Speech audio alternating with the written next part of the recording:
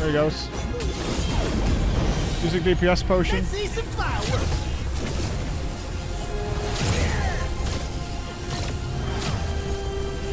Okay, that's not right. Yeah, that's how we do it. That was cool. That was an awesome fight. Holla ballers and welcome to Wayfinder, one of a great number of MMOs that is coming out over the next 12 months. We've got early access and Wayfinder did sponsor my time in order to dig deep, have a look at it, give feedback, and we've been doing that a hell of a lot recently. You've probably noticed from World of Warcraft to EVE Online, a lot of companies asking us to dig deep into their MMOs, provide feedback and any guidance that we see as we're doing, and we're here to do this with Wayfinder. They sent me an early copy of the early access. This game is currently in paid early access and will be going free to play when it's on full release, which is in the near future. So a big thanks to them for allowing me to have time to dig deep. We always ask for many, many hours, and I have given this about 20 hours total in order to look at Wayfinder and provide the feedback you guys are going to see. So, what is Wayfinder? What is it all about? Well, it runs in a similar theme to what you've seen in Destiny 2 and Warframe, two games we've been playing a hell of a lot recently as well, in that you're going to choose yourself a champion. You have a selection of them at the start. That champion can then embolden themselves with a whole variety of weapons, changing the playstyle, etc. And then you can add more champions as you play through the game, so you have access to everything. So you have one character, and that character can eventually expand into encompassing all the things the game has to offer. And you're going to be diving deep into one of the most intricate dungeon systems that I've seen in a great while, full of all sorts of combinations and affixes and modifiers that you can add to those dungeons in order to increase your challenge and increase your rewards and things like that. Let's set the scene. So in this world, there has been a cataclysmic event that has unleashed something called the Gloom, and the Gloom is sweeping across the world, swallowing everything that it finds. And you have someone who's been captured into the Gloom and been pulled out, and now you become a Wayfinder. You are finding your way through the Gloom. This is a really clever idea from a technical perspective. What the Gloom allows them to do is recreate something from memory. Things that are trapped in the Gloom, you can re-enter at various times in order to see that environment and deal with story, etc., in a time gone by. This allows them to create any environment they want, essentially, within this world. They can jump you to any biome as long as there's some memory. Oh, there used to be this world that was full of, like, toxic sludge. Okay, we can create that world and turn it into a big dungeon. There used to be this old library buried deep into the ruins. Okay, we can create that as well. So they're taking full advantage of that ability to just create anything they want within the Gloom. And the main story is, of course, why is the Gloom here? Who released the Gloom? Can we push the Gloom back and save the world? Now, everything in here is, especially the main story, is all voice acted. They've got some very, very good voice actors in to tell you the story. I will say it was a little jargon heavy at first. Going to take you a while to really get the sort of nuance. The actual overall story, as I've just explained it, is not difficult to comprehend at all, but there's a lot of characters, there's a lot of different races involved, who was at war here and when, and that can feel a little overwhelming at times, but honestly, the voice actors are so good, it's not a big deal. They have a lot of things in the game that are things that people really enjoy messing around with. Player housing is here. The system is actually really nice, very simple. It's a little nicer and easier to control than, say, FF14's player housing system. One of the things I truly enjoyed about this is that it pulls you out of your character. So you place your character in the room that you're editing, and then it pulls you out into a floating camera that can go over shapes, put things in the right place, so you're not manually moving your character and having your character sort of in the way while you're trying to plan and position things. You have this free floating camera to move around and place things and put things on sheds. You can add pets into there as well. They could do with a bit more AI, in my opinion. I put a cat in there, but he kind of just lounges around. I want to see the cat move around. That might be too difficult to have him jumping on the bed and things like that, but it is something I would like to see regardless, is having that happening. But player housing in there, as long as a nice, big, busy central city, even in early access, this thing is really, really busy. In fact, so many people got the early access to Wayfinder that the servers had a lot of issues. So it's taken a couple of weeks for them to sort out the sheer amount of people who are playing this in early access just for the first couple of zones. Like, there's very limited play in early access. The full game is much, much bigger, and that's not coming till later. But just for the first couple of zones, there's like tons and tons of people playing the game, and it really caused havoc with their servers. We were actually supposed to do the testing on this a few weeks ago. But considering the server problems, I waited because they had, at one point, I think it's like 14-hour queues. A lot of interest in this game to see where it's going to go. So let's get into the gameplay, because that's no doubt what you're mostly interested in. So we've got two elements here. We've got the open world, and we have the dungeons, which are going to be the main focus of the game. Now, at first, and I'm really glad I gave this game the extra time, the open world seemed ancillary to the rest of the game, had a few sort of basic MMO questing, some nice towns to visit with some thugs and things like that, which you needed to take care of, find some chests, etc., etc. But nothing was really going on in the open world that I could see at first, and that's the key thing. And messing around in it and following the quests kind of just kept leading me to more and more dungeons. Now, the dungeons are phenomenal, and we're going to get there shortly. But the open world at first felt limited in scope. They're not enormous zones, and they really just feel like breadcrumbs, just have different dungeon entrances that you just kind of went, oh, move to this area, oh, there's a new dungeon. Okay, now there's a quest to move to another area, there's a new dungeon. So actually about, I don't know, 15 hours in, when I did some co-op with a member of our team, Nups, he was very excited about this game because it does have that WildStar feel to it. And if you don't know, he is on my team. He was in one of the top WildStar guilds in the world and was very excited about trying this out because it's got that WildStar Fortnite-style look. I very much like the aesthetic. We had a lot of feedback early on. It's like, oh, it just looks like Fortnite. Personally, I think that aesthetic is a good choice. It allows for it to be timeless. Super realism just doesn't work after a couple of hours, and this look will look fine in 5 years' time, as MMOs are pledged to last a very long time. So choosing an art style that works, smart, in my opinion. So about 15 hours in, I actually was like, you know what? I'm kind of low on certain resources and stuff, and I haven't done anything in the open world, and my gut feeling now, if I was to do my review or feedback now, is your open world kind of sucks. Let's go and explore it, which is my job, right? That's what they're asking me to do, is like, figure out this stuff, see what's missing. I would say it was just a pacing issue, because when I went out into the open world, there's so much fun to be had here, and it was really kind of frustrating that I wasn't sort of pushed to go and mess with that at an earlier date, because it's very much a world that is small but dense, and what you'll find as you wander around is just little things that look a little bit strange, and if you go and do those, you uncover tons and tons of stuff. Now, again, the game is in early access, and there might be more quests that kind of push you out there. But the early game is very much pushing you from dungeon to dungeon, whereas when I went out in the open world and just kind of did my own thing, I stumbled across so many little events, be it like a war against some witching goblins that are summoning some creature which you ultimately get to find, or a floating orb of death which led to a mystery portal, which led to a super mini-boss in a different zone that warped you there. All these kinds of things are lurking in the open world, and obviously the first bit of feedback I'd be was like, push people into that a little bit earlier, because it's really fun, and not only that, it provided all those resources that I was missing, certainly to augment my dungeons, which makes the dungeons more fun. That's what I wanted to see more of, and it is there. So going out and finding that made the open world feel much more lively. And the clue for that happening was I just kept seeing people doing things that were higher level than me, and I couldn't really take part. And I'm like, how are they doing that? These guys are like summoning bosses. They're doing all this weird stuff, and I can't play it. And that's really frustrating. So when I went out and did it myself, it scaled to me, and I got to take part in all these events once I started them myself, which made the game far more enjoyable. So that is something that needs to shove your players into that a little bit more early on, so they can figure out this world is not just like a breadcrumb trail, and it's something really fun. But let's get to the dungeons. This is the meat and two veg. In a very similar style to Destiny 2 and Warframe, is you're going to have a lot of variety of dungeons, and they have really not only made some of the best bosses I've seen in MMOs recently, we're going to get to criticism later, but also an augment system that would make any World of Warcraft Mythic Pluser lose their minds. So each dungeon is not only seemingly infinite in its possibilities, but many different varieties of it. So you're going to get introduced to a dungeon early, and it's going to give you a big, explorable dungeon full of hidden pathways, broken floors, puzzles to solve, lifts to find, lots of little secret passageways and extra loot to be discovered inside these dungeons. But then you get to rerun it in different ways. Sometimes when you go into that dungeon, the memory will shift. Remember this gloom idea.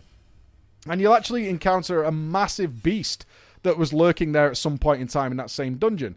Then you'll come back to the similar dungeon with the same sort of environment, but something else is happening in a different memory, a different period of time, which alters the dungeon's shape, layout, what's going to be happening, and what encounters you're going to run into in there as it determines to the story. Once that story element is complete, though, then you can add a lot of modifiers to it. So not only do we have difficulty, so once you go into the dungeon menu, you will have the option of increasing the difficulty via the spheres. So you'll have sphere level 1, 2, 3, and so on and so forth. And then you can choose to do that if you so wish. The greatest strength of this game so far is it is very skill-based. And what I mean is, even though the dungeon menu will be telling you, is like, dude, you are like half the level needed to do this dungeon and your gear is trash, still going to let you in. And if you're good enough and you can avoid everything, sure, your DPS is going to suck, but you're going to be able to overcome those challenges and win, certainly on a second run through. So the way the dungeon reward system works is, if you have a nice clean run, no deaths, you'll get a 3 chest reward. And you can see that at the top of the screen where it's tracking it. Have a couple of deaths, you might drop down to a 2 chest reward. Have multiple deaths, then you're not going to get a big chest reward and you get a minimum result payoff at the end. But you've also learned everything, which as certainly a raider or somebody who likes to learn mechanics like I am, and many of you guys are, this is really good, because then you go back in the second time, you know what the boss does or whatever, and you're going to have a much better time and come out with that 3 chest reward, rewarding you with loot much higher than you would have got doing sort of the appropriate one, if you're good enough. Me and Nups, when we co-opted this, actually got to the stage where we essentially hit a story block in going further. We beat everything the game offered us, even though we wiped a couple of times in the earlier runs, but then learned it together and got through it, and then ultimately we needed some items that we just simply didn't have because of story elements. We got so distracted by this dungeon system, we sort of abandoned the story for a bit and just pushed through these dungeons because the bosses got harder, they got new mechanics, they got new interesting twists on them, and also you can not only can you increase the difficulty via the sphere system, but you can actually then add modifiers to it. So you can add, say, a greed modifier, so now there's piles of gold everywhere, and then a loot goblin in there will reward you with a ton of money. You can add a toxic element to it. You're going to get more rewards, but the dungeons are now full of toxic mushrooms, putting dangerous floor denial on there. You can put chaos in there, which is going to cause bombs and traps to go off in all different areas. You can add a ton of modifiers, and then as the dungeons go up, you can add multiple modifiers. You can merge them together to make new ones that go with it that make the dungeons even more difficult for a better payoff, or you can do it on its simpler version and get less of a payoff but an easier run through if you're not into like extreme challenges and things like that. All those elements are there. One thing I did like is that they challenged you before you could upgrade your sphere level. So from sphere level 1 to 2, you might just need to complete level 1 with 3 chests. Alright, simple enough. But to get from level 2 to 3, you might need to use a modifier. So you might need to put toxic or greed or whatever in there. Then it will give you access to level 3. At level 3, you're going to need to put, say, 2 modifiers in. And you can need to upgrade it before it'll let you go up to level 4. Just so you don't end up in a situation where you're clearly entering dungeons that you have no concept of what's going on. And we've all encountered them in our MMOs, guys, where there's somebody in there who just does not belong at all. Should not be in there under any circumstances.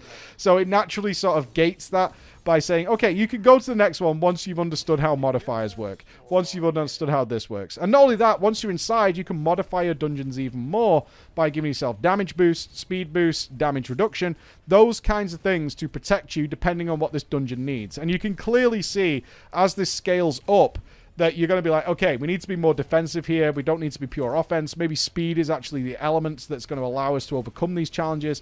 All these kind of things through the learning process. So if you're in any way progress-minded, there's a lot to like here. And the dungeons are they're clearly the focus of the game, and the bosses are their pinnacle. The bosses are spectacular. The music that goes with these bosses is just phenomenal. I played a little bit at the beginning so you could get an idea for it, and it's almost like FF14 style, but one thing that really, really gets me going with games like this, and a lot of this is showing in modern MMOs, including New World, which we've played again recently, is that the boss telegraphs for what they do are so on point. Like, it takes you very little time to understand what is happening. You might bump into a mechanic you're not sure of, but as soon as it starts happening, you're like, oh, that's how it works, which is, again, part of that skill ceiling, which is allowing you to move forward, because you're like, oh, I get it. I could totally come back here and do this again if it caught you out the first time.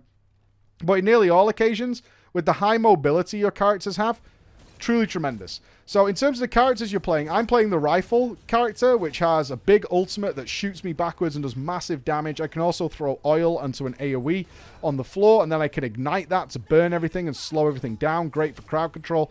Nups went with the melee style, which actually promotes a lot of things that people hate or struggle with in melee and MMOs, which is often running away and having downtime. But in this one, you actually get promoted with the melee character using the parry system to enable to bypass mechanics that you should get out of. But if you time it right, again, skill-based, is you can stay in, maintain your multiplier, keep your damage nice and high, and utilize your melee skills to, in fact, get around these mechanics instead of being that melee that has to run away all the time. You get downtime, range superiority, etc., etc. So they built that into the champions and really thought about it. It's like, what do melee hate? Well, they hate it when they just can't DPS, right? That's what they want to do. And there's no holy trinity in the game either. So you want to maintain your uptime and be useful, and they've given you the tools to do that, which is something I really liked. But the bosses, absolutely tremendous. They really are the highlight, the star of the show. Let's talk about some criticisms then. The main, I've got a couple of little ones. One, they have a very old school, it almost looks mobile game-ish, although it's not, style of conversation where your character kind of goes into this 2D comic style plane while the characters are talking. Again, the voice acting is spectacular, but the characters don't really animate in any way, so it feels a little odd that they're like highlighted so abruptly and yet they don't really do anything. That feels a little bit strange. But the main gripe I have with the game right now, and we have already fed this back to the development team, is that right now, the matchmaking system feels like a detriment to the game. So let me explain that a little bit. The way this works, and again, you'll see this in similar styles of game, is that you can enter a dungeon, and if your goals don't align with the other people in there, certainly if they're a little bit more seasoned or they've played a little bit more than you, you're going to have a kind of worse time. And by that, I mean that sometimes you could join a dungeon that's already in progress, right? So somebody might have been in there a couple of minutes. Or you're going to join a dungeon with somebody who's maybe even higher level and is literally just after the end of dungeon rewards, getting that 3 chest and getting the hell out of there. And when you zone in, if you're like the first time in there especially, and you're like, I want to look around and see what's going on, is that person's kind of done everything. And they're already deep into the dungeon, and they've killed everything, they've solved every puzzle, they've got all the extra chests, and in one occasion, we actually went into one of the boss arenas, and the guy was already had the boss at like 70% before we'd even loaded in. So that kind of gave me a bad taste. And this actually didn't become apparent to me until I played with Nups, because before that, I played it off stream to do some early practice in it, and I was playing solo. It turned out when I played with Nups and we just went in without matchmaking, just the two of us, because you can go in with either 3 people or you can go in on your own, and you can play perfectly fine solo, by the way. Solo is actually a really, really exceptionally fun time in Wayfinder.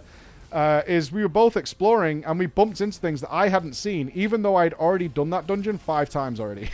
It was like, oh, you need to solve a puzzle to activate this list. Oh, this is how these chests get opened. By the time I got here in the matchmaking system, they were already done. I just ran around and opened chests. Whereas there's puzzles to be solved, there's extra rooms to be found, all this kind of stuff. Or I want to see the boss at the beginning and not just like as it's already started. And also, I think the level banding, now again, this might be an early access thing, because obviously there's less players than there will be at the launch. But on one occasion, we zoned into a dungeon with a guy who was like 10 levels higher than us, and we straight up just were ruining his dungeon. We accidentally left matchmaking on, and when we got inside, the guy in there was like level 20-something, was soloing the dungeon, having no problems, you know, having himself a good old time. We came in around level 11 and 10, and not only did we scale the mobs up, and this is by no fault of our own, this was the dungeon we had access to, but we also were like getting killed in like one shot because the guy juiced the maps up to the max, and also he was of this higher level, so it was a higher level dungeon, and we were basically draining his chest reward at the end, and we took the honorable decision to leave pretty quickly once we realized what was going on. But those are the risks with matchmaking right now, and it does feel that needs to be tightened up. Either you join a dungeon like when everybody's starting at the same time, or you have a tighter level banding so that you're not being paired with people who are like, I've done this dungeon 7 or 8 times and I just want to whiz to the end as quickly as possible, because ultimately you end up running through and just collecting loot and like the end of the dungeon is done. Now, I will say there are some people who really don't mind that at all, and I found that a lot with Warframe. is sometimes you go in and the guys are speeding through it and getting it done and you're just collecting all the rewards. And in fact, I saw a lot of people in my live audience who are like, I really don't mind this. Sometimes we have a challenge and sometimes I just get in there, I get a ton of rewards. I've had to do very little. It takes 0 time, and then I'm back in again the next one. And maybe the next one's got me doing more gameplay. Maybe it doesn't. Doesn't particularly matter. So that'll be up to how you prefer your game to go. Personally, for me, who likes the exploration, likes to figure out the bosses, spend some time with it, see how it goes. That's a detriment to me, in my opinion, is I would much prefer to either play with a couple of friends, or one friend, or solo. And I would have for me, I would have a much, much better time doing that. But that's really the only criticism I have there, and it's easily solvable by either turning matchmaking off, or the devs just tightening up a little bit, so you don't end up in that situation once the game goes live. So there's a brief look at Wayfinder for you guys. I hope you like the look of it. This is something I'm definitely going to play when it actually comes out fully, and we can get more and more people jumping in. So thank you for listening, and I'll see you again. Bye, guys. Let's see some fireworks!